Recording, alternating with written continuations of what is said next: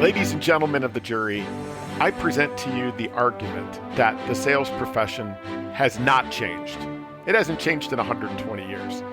This is episode number 50 of the Sales History Podcast, and I felt an appropriate time to kind of sum some things up and present this case as though I was in front of a jury arguing for the fact that while all of the prognosticators are talking about the fact that the sales profession has never changed so much ever, and it's so dramatically different than it was just a few years ago, in today's episode, I argue that it hasn't really changed at all. So, buckle up, here we go.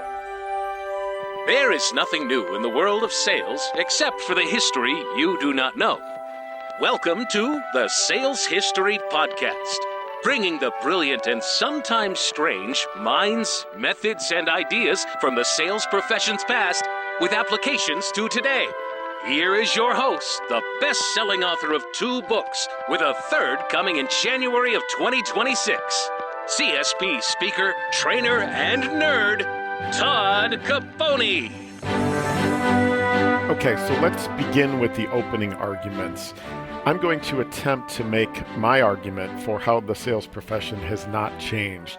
It is up to you to decide, and if you've got some elements or some arguments that I've not made, you are always invited to email me, reach out. I can be found everywhere, toddcaponi.com. My email address is on there. I would love to hear from you. So here is my opening argument for the idea that the sales profession has not changed. Ladies and gentlemen of the jury, the defense is going to begin their argument by using my own experience against me. And so let's start by talking a little bit about that.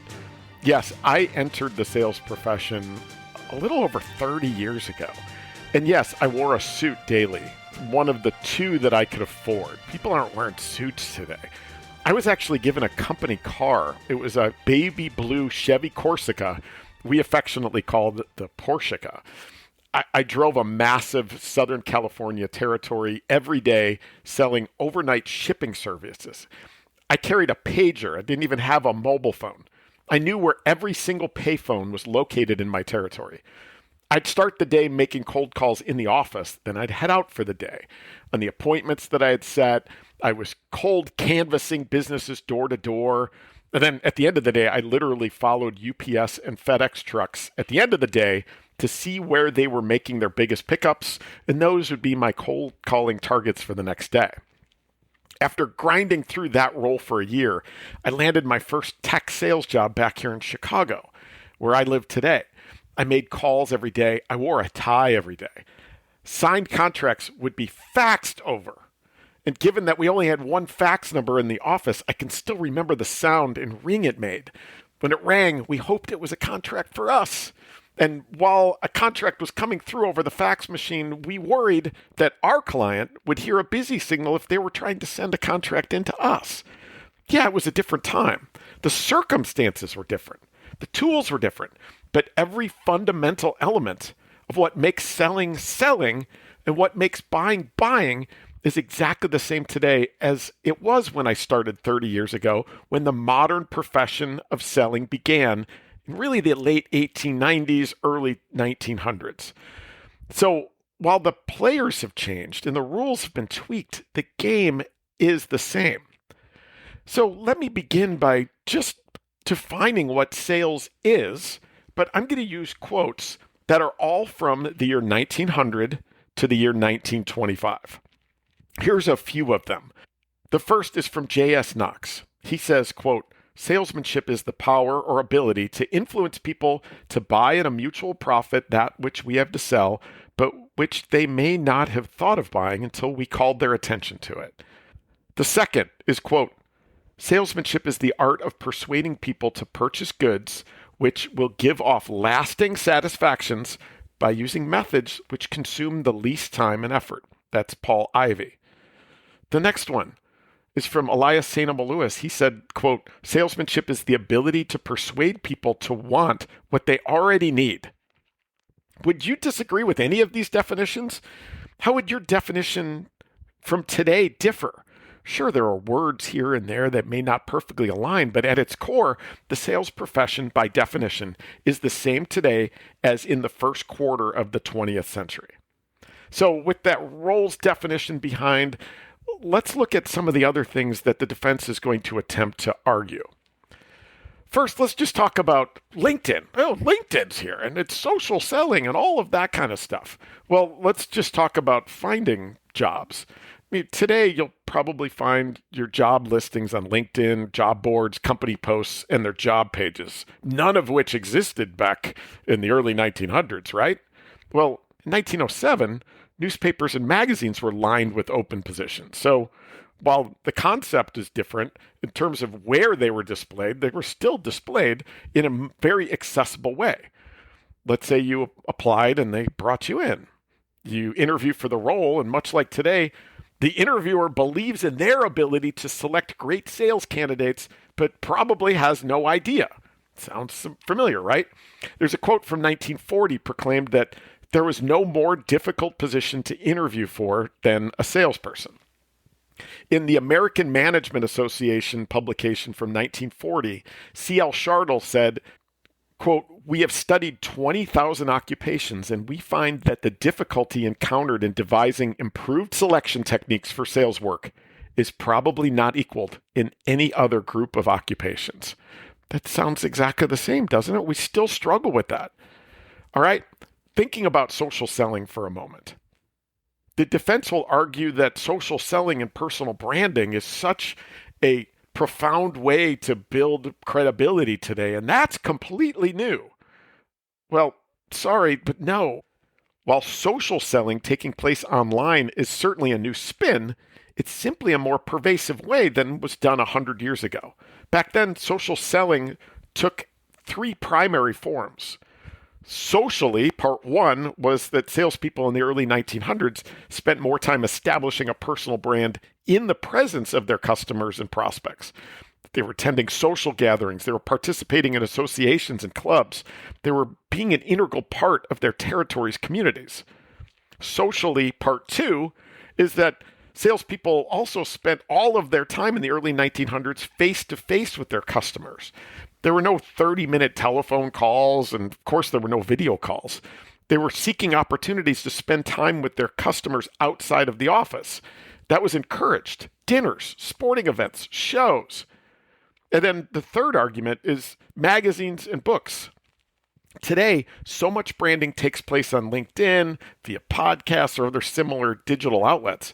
In the early 1900s, so much education and communication happened via the massive numbers of periodicals and magazines on everything from sales to the individual trades to business in general.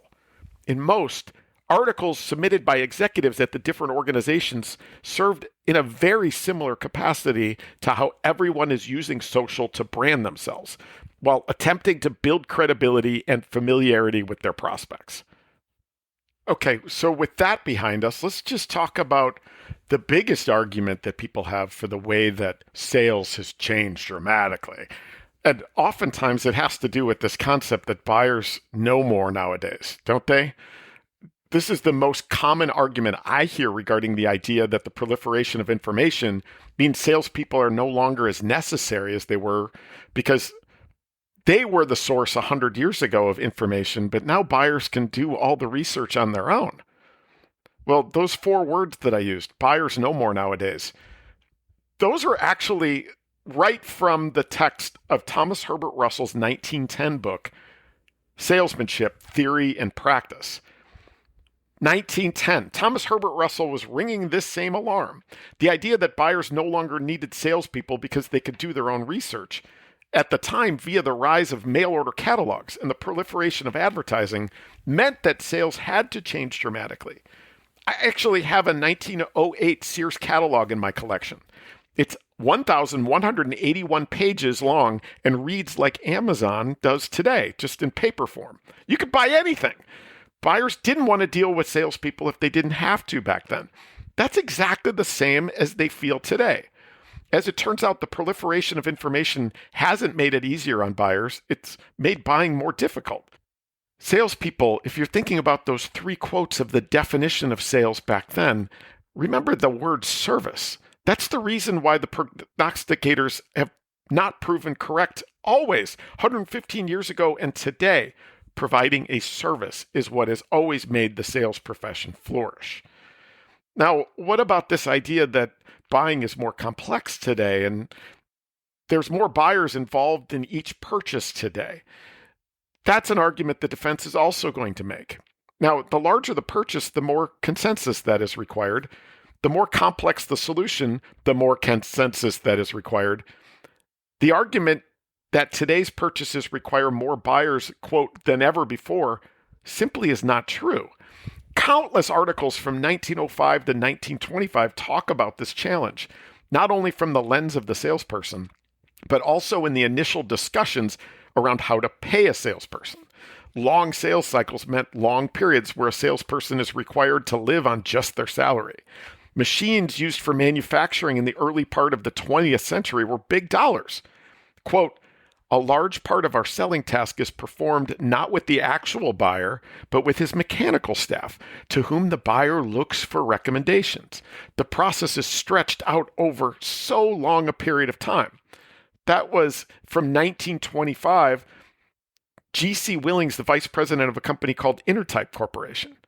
There's always a direct correlation between the number of buyers involved in a purchase and the potential risk of making a poor decision. This is and always was the case. No change here at all. So let's go into the details. The defense is going to argue a few things, one of which is, again, going back to this idea that because buyers didn't have as much access to information, salespeople were more like walking brochures. Well, there's multiple instances of this never being the case. The idea that salespeople just weed all over their customers by talking about their products and basically were walking brochures.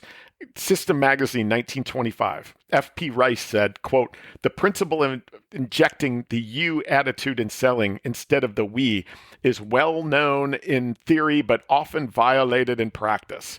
Very, very true. Exactly what they were talking about back then. Unlike before, buyers are more advanced and more consensus driven. Well, 1926 Sales Management Magazine, the quote, rule of thumb buying methods are rapidly passing. Scientific buying, organized buying, group buying, bigger units of industrial buyers all point to the need of a high type of salesman to cope with trained buyers. And Eugene Whitmore, Sales Management Magazine 1925 as well, said, nowadays nearly all big sales have to be passed on by a committee. And you've got individuals like Worthington Holman talking about this idea that customers expect you to have done your homework like never before. Success is the product of foreknowledge and preparation. There is information extant about every prospect if you are willing to take the trouble to go after it. The facts you need to know about the men you call on are not sealed up in safety deposit vaults. That's Worthington Holman, Ginger Talks, 1908. So again, we keep going back to this instance of more information and more preparation, and all of that needs to happen today. That's always been the argument, has been since the beginning of time. Going into this idea that, all right, well, Todd, now so much selling happens remote. The rise of COVID meant that salespeople are much less often in the office today and blah, blah, blah. Well, in fact, the most significant challenge sales leaders have had since the beginning of the modern sales profession in the 1890s was the fact that sales has always been remote. The ability for leaders to keep engagement high, have confidence that the messaging, positioning, demonstrating, and all other elements of the sales process were being executed correctly when they never saw their salespeople is as high then as it today. There was no telephone conferences, no Zoom calls, no CRM. It was rare that the sales manager would be spending a lot of time in the field with the reps. Maybe they could go visit one for a week and then another one another week. But if you had lots, it wasn't happening. Communication happened via weekly, and in some cases even more often, communication sent to the salespeople in the field. On a regular basis, the salespeople were required to send via wire their activity updates, and in most cases, had to fill out paper forms and mail them in. Sales managers were in a constant state of trying to determine the best way to get their salespeople to fill out their forms. It's exactly how sales leaders today complain about salespeople not keeping the CRM update. And also the fact that they don't get to see their reps as much because they're not in the office. Same challenges 100 years ago as today. A couple other smaller type of things that the defense might argue about is, sales kickoffs and sales training and that type of stuff. Like, how do they do that? Well, as early as the 1880s, there were sales kickoffs. They were referred to as sales conventions, but John Patterson and NCR had their first sales kickoff in 1887, and the discussion around what it looked like looked very similar to today. What about the rise of sales communities? We see those all over the place. Those are new, right? Nope. They've been around since 1888. The United Commercial Travelers Association, which was an association of traveling salespeople, again, started all the way back then. And then in the 1910s, you started to see even more rise. There were salesmanship clubs rising through 1916 and 1917 associated with the World Salesmanship Congress. Now, World War I caused many to disappear, but then they came back with a vengeance into the mid-1920s. There were even women's sales associations from people like Lucinda W. Prince, who was a part of one in Boston in 1905. And then you've seen those come and go through the years, including in the 1980s. The most prolific one I found is called the National Association of Professional Saleswomen, which is called NAPS, founded by Barbara Pletcher. But those have been around forever as well. Thinking about all of these other elements, your sales meetings are the same, your sales leaders and their responsibilities were the same, the rules are the same. The profession has progressed in many ways, becoming infinitely more diverse and regaining momentum in colleges and universities. FYI, sales was taught in colleges in the 1910s, in practically all of them, and actually in certain high schools. The sales profession has changed here and there. Technology, buyer feedback, subscription economy. However, quote, the man who depends on out-of-date methods of getting business will progress about as fast as the businessman who attempts to do without the typewriter, the telephone, the adding machine, and the 100 other inventions in use in modern business. That's a quote from 1907 Salesmanship magazine. That sounds an awful lot like the quote you hear all the time today, that salespeople will not lose their job to AI. They will lose their job to the salesperson that is fully embracing AI, doesn't it? But again, speaks to this idea that as these little details change, the salesperson has always had to adjust, and they've always survived as a result of it. Fundamentally, if our lens is and continues to be through the following two quotes, and we adjust to all the tweaks and tools accordingly, we can improve our craft, and maybe one day we'll move off the bottom of Gallup's annual survey of ethical professions. The two quotes I want you to just soak in when you're thinking about all of this and you're worried about the changing sales profession. Number one is my favorite sales quote of all time, and it's from Arthur Dunn in 1921. In his book, Scientific Selling and Advertising, the quote is, quote, "If the truth won't sell it, don't sell it." And then the second quote, my second favorite sales quote of all time, comes from Arthur Sheldon in his 1911 book, The Art of Selling. And that quote is, quote, "True salesmanship is the science of service. Grasp that thought firmly and never let go." If we can hold on to these truths and never let go, then Charles Holman Smith's quote from a 1923 edition of the Sample Case magazine will continue to hold true. Quote, "The day will never come when the business world can get along without traveling salesmen." So what is your verdict? Has the sales profession really changed dramatically? I would argue that the details have, but foundationally, it has not changed at all. And what I find to be even funnier is, given what year it is, thinking about 100, 125 years ago, that it hasn't changed. There's a quote from 1916. It's from Norris Briscoe, his book, Fundamentals of Salesmanship. He said, quote, The proper action under given circumstances, as far as it concerns salesmanship, is the same today as it was 100 years ago. Again, he said that in 1916. So if I'm arguing that sales hasn't changed in 100 years, add on Briscoe's quote here, it hasn't changed in over 200 years. So what do you think?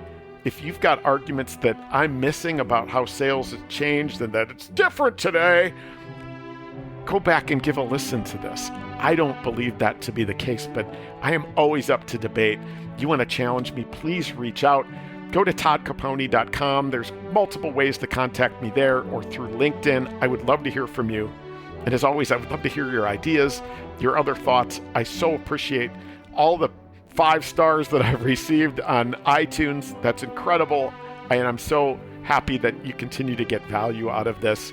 And as always, thank you so much for listening. Next week, we will be talking about a subject that was actually submitted by somebody who is a listener. So continue to throw those at me too, because those are fun for me. It gives me new things to go research. So until next time, thanks again.